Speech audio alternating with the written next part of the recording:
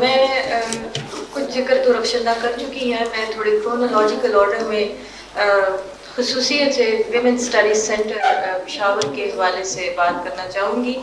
کیونکہ میرا تعلق تھوڑا سا لکھنے لکھانے سے بھی ہے، اور اس سے زیادہ میرا تعلق پشاور یونیورسٹی سے ہے، جہاں پہ بھی حال ہی میں ہم نے ویمن اسٹڈیز سینٹر کا ایک نئی فیکلٹی کا ایک نئے ڈسپلن کا آغاز کیا ہے. ویمن اسٹڈیز سینٹر کا بنیادی مقصد یہ ہے کہ یہی تحریک جو اس وقت این جی اوز کے وجہ سے چل رہی ہے پورے پاکستان میں، ہم اس کو ذرا زیادہ مؤثر اور ذرا زیادہ سائنٹیفک انداز میں اس کو چلائیں، اس کو اکیڈیمکس میں لے کے آئیں، ایک باقاعدہ ڈسپلن کے طور پہ انٹروڈیوس کریں. دنیا بھر میں ویمن اسٹڈیز ایک کمپیریٹیولی ایک نیا ڈسپلن ہے، ایک نیا مضمون ہے، اور اگر پاکستان میں بھی اس کا آغاز ہو گیا ہے تو ہماری اپنی خواتین بھی اس سے تھوڑی بہت آگاہی حاصل کریں. عورتوں کا کیا کنٹریبیوشن ہے مختلف میدانوں میں، یہ سارے اس کے مقاصد ہیں. یہاں پہ یہ ذکر بے جا نہیں ہوگا کہ اثر ریسورس سینٹر کی نگہت سعید خان اور عافیہ شہربانو نے اپنی ٹیم کے ساتھ ہماری خاص طور پہ معاونت کی ہے. اس ٹیم کے ساتھ ہی نقطۂ آغاز سے ہم نے ایک نئے سفر کا آغاز کیا ہے. ان لوگوں نے ہمیں اپنا انفراسٹرکچر بنانے میں، اپنے ڈپارٹمنٹ کا بنیادی ڈھانچہ بنانے میں، بنیادی کورسز کی تشکیل میں، ان سب چیزوں کے ساتھ ساتھ مستقبل کے لائحہ عمل کی تشکیل میں ہم لوگوں کی بہت مدد کی، ہماری کافی گائیڈنس کی. اکتوبر 1994 میں 2 روزہ ورکشاپ ہم لوگوں نے وہاں پہ پشاور میں منعقد کیا، جہاں پہ ان تمام تفصیلات کا یہ ساری تفصیلات ہم نے ان لوگوں کی مدد سے طے کی. بعد میں 18 نومبر 1994 کو ہم نے ایک فالو اپ ورکشاپ کیا پشاور ہی میں. اس سیمینار میں کراچی اور اسلام آباد یونیورسٹیز کے ویمن اسٹڈیز سینٹر کے بھی ڈائریکٹرز دونوں آئی ہوئی تھیں، اور انہوں نے بھی ہماری سینٹر کی جو شروع کی کارکردگی ہے وہ بھی زیر بحث رہی. اس کے ساتھ ساتھ ہم نے یونیورسٹی بھر سے مرد اساتذہ کو اور طالبات کو بھی مدعو کیا تھا، خصوصاً جو ہمارے لڑکے ہیں اسٹوڈنٹس، ان سب کو بھی، کیونکہ ہمارے صوبہ سرحد کے مخصوص ماحول کے پیش نظر نہ صرف یہ کہ عام لوگوں میں بلکہ اعلیٰ تعلیم یافتہ خواتین میں بھی اور مردوں کے اذہان میں بھی خاص طور پہ کئی شکوک موجود ہیں، کئی سوالات موجود ہیں، اور ہمارا خیال تھا کہ اگر ہمیں ان لوگوں کی بھی سپورٹ مل جائے تو اس میں کوئی حرج نہیں ہے. تو یہ جو ہمارا ڈائلاگ انیشیٹ ہوا، ڈائلاگ جو ہم نے شروع کیا مردوں کے ساتھ بھی، اس میں سے بہت سے جو اب اگر میں ان کا ذکر کروں تو قدرے بچکانہ سوال لگیں گے. یہ سارے سوالات جو ہیں ان کے ساتھ بڑی تھورو قسم کی ڈسکشن ہوئی. جنوری 1995 سے ہم نے ویمن اسٹڈیز سینٹر کی علمی اور تحقیقی سرگرمیوں کا ریسرچ کا کام بھی وہاں پہ ہوگا باقاعدہ شروع کر چکے ہیں. پہلا سرٹیفکیٹ کورس جو لیگل لٹریسی کا کورس تھا وہ تقریباً ختم ہونے والا ہے، اور ہم لوگ جن کا بنیادی طور پہ تعلق مختلف فیکلٹیز سے ہے، کیونکہ وہاں پہ ویمن اسٹڈیز میں جیسے بعض لوگ گریجویشن کر کے ڈگری لے کے آتے ہیں، کوئی ایسا گریجویٹ پشاور میں موجود نہیں ہے، لیکن ہم لوگ یہی سرٹیفکیٹ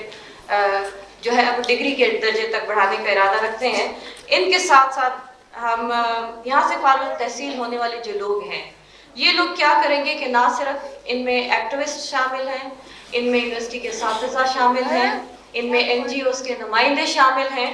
ان سب لوگوں کا علم جو یہاں پہ ایکوائر کریں گے پشاور یونیورسٹی میں،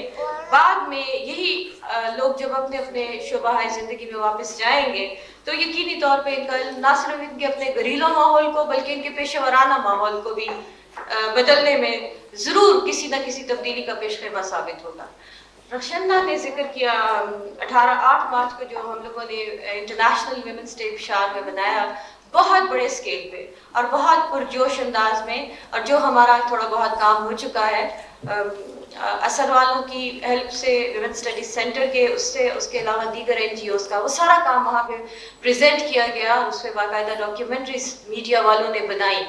اور میڈیا والے کافی اس کام سے متاثر دکھائی دیتے تھے. شروع میں ان لوگوں کا خیال تھا کہ یہ چند ایک مخصوص خواتین اپنے مخصوص مفادات کے لیے اس قسم کے نعرے لے کے آگے بڑھ رہی ہیں، لیکن آہستہ آہستہ محسوس ہوتا ہے کہ ان کا رویہ بھی تبدیل ہونے لگا ہے، کہیں نہ کہیں تھوڑی سی تبدیلی آ رہی ہے۔ ایک اور اہم بات جو میں یہاں پہ کہنا چاہوں گی، جو خاص طور پہ ان تمام تبدیلیوں کے ساتھ جس کا ذکر کرنا ضروری ہے، بیجنگ کانفرنس کے پیش منظر میں بھی حال ہی میں صوبہ سرحد میں پہلا ویمنز رائٹرز فورم تشکیل دیا گیا ہے۔ میرا نہیں خیال کہ پورے پاکستان میں کوئی اس قسم کی تنظیم ہوگی کہ جس نے شاعرات کو اور دیگر لکھنے والوں کو ایک پلیٹ فارم پہ اکٹھا کیا ہے۔ پڑھے لکھے لوگ ہیں اور یہ خواتین، ان کو پورا یقین ہے قلم کی طاقت پہ، بڑے بلند عزائم رکھتی ہیں۔ یہاں پہ ویمنز رائٹرز فورم کی نمائندگان موجود ہیں، وائس پریزیڈنٹ بھی آئی ہوئی ہیں، اور ان کی کتابیں یقیناً آپ نے نمائش میں ملاحظہ کی ہوں گی۔ ایک اور بہت اہم سیمینار، کیونکہ میں کرونالوجیکل آرڈر میں بات کر رہی ہوں، ہم نے ابھی پچھلے مہینے اسلام آباد میں منعقد کیا ہے، CEDAW کا ذکر کیا۔ CEDAW دراصل یونائٹڈ نیشنز کا convention for elimination of discrimination against women ہے، اور یہ ایک ایسا کنونشن ہے کہ جس پہ حکومت پاکستان نے ابھی تک سائن نہیں کیا۔ ہمارے سینٹر کی ڈائریکٹر شاہین سردار علی نے، اور لاہور سے یونیسیف کی نمائندہ ہے بیلا جمیل جو یہاں موجود ہوں گی، انہوں نے ایک تفصیلی رپورٹ، تحقیقی رپورٹ حال ہی میں شائع کی ہے، جس میں اس بات کا تفصیلی جائزہ لیا گیا ہے کہ وہ کیا وجوہات ہیں جن کی بنا پہ حکومت پاکستان اس کنونشن پہ سائن کرتے ہوئے ہچکچا رہی ہے۔ ان چیزوں کو پن پوائنٹ کیا گیا ہے۔ دوسری دستاویز میں ایسی آراء بھی موجود ہیں، ایسی ریکمنڈیشنز موجود ہیں کہ جو اگر سرکاری حلقے سنجیدگی سے لیں، اور اگر وہ مخلص ہیں اپنے دعووں میں، تو ان کو لینا پڑے گا ان کو سنجیدگی کے ساتھ، کیونکہ یہ پڑھے لکھے لوگوں کی طرف سے آنے والی ریکمنڈیشنز ہیں، جن کا ایک بہت کردار ہوتا ہے سوسائٹی کے بننے میں یا بگڑنے میں۔ اگر ان ریکمنڈیشنز کو سیریسلی لیا جائے تو میرا خیال ہے کہ حکومت پاکستان کو CEDAW پر دستخط کرنے میں کوئی تعامل نہیں ہونا چاہیے۔ اثر کی ٹیم پچھلے ماہ تشریف لائی تھی اسی کانفرنس کے سلسلے میں لوگوں سے ملنے ملانے کے لیے پشاور۔ ہم نے جتنا بھی ہمارا ریسورسز الاؤ کرتے ہیں، ہم نے صوبہ سرحد کی تمام رائٹرز کو، شاعرات کو، NGOs کو، اکیڈمیشنز کو، ہم نے سب کو انوائٹ کیا، ان سے ملنے کا موقع فراہم کیا۔ ہوا یہ کہ بنیادی طور پہ تقریباً 100 سے اوپر لوگوں نے اس کانفرنس کے لیے رجسٹریشن کی تھی، اور اس میں مرد حضرات بھی شامل تھے، ان میں غیر ملکی NGOs بھی شامل تھے، ان میں نوجوان طالبات بھی شامل تھیں، ان میں پیورلی بالکل خالصتاً ہاؤس وائف بھی شامل تھیں۔ اب بدقسمتی سے یہ ہوا ہے کہ بہت سے لوگ غیر متوقع حالات کی وجہ سے نہیں آ پائے۔ صرف 2 دن پہلے یونیورسٹی کے امتحانوں کا آغاز ہوا ہے، سالانہ امتحانوں کا آغاز ہوا ہے۔ یہ بھی وجہ ہے کہ بہت سے استاد یا اسٹوڈنٹس جو رجسٹر ہوئے تھے وہ نہیں آ پائے اس کانفرنس کی وجہ سے۔ اگرچہ یہ لوگ آ نہیں پائے، پھر بھی یہ بات یقینی ہے کہ اس تحریک کا یا اثر کا پیغام ان لوگوں تک پہنچ گیا ہے، اور یقیناً اسے آگے بڑھانے میں، اس تحریک کی ترجمانی کرنے کی یہ لوگ بڑی شاندار صلاحیت رکھتے ہیں، بڑا مثبت اور خوشائند قسم کا قدم ہے۔ صوبہ سرحد کی ان خاص سرگرمیوں کا ذکر کرنے کا مقصد فقط اس بات کی اہمیت کو اجاگر کرنا ہے کہ عوام میں اور بالخصوص خواتین کے ایک ایسے گروپ میں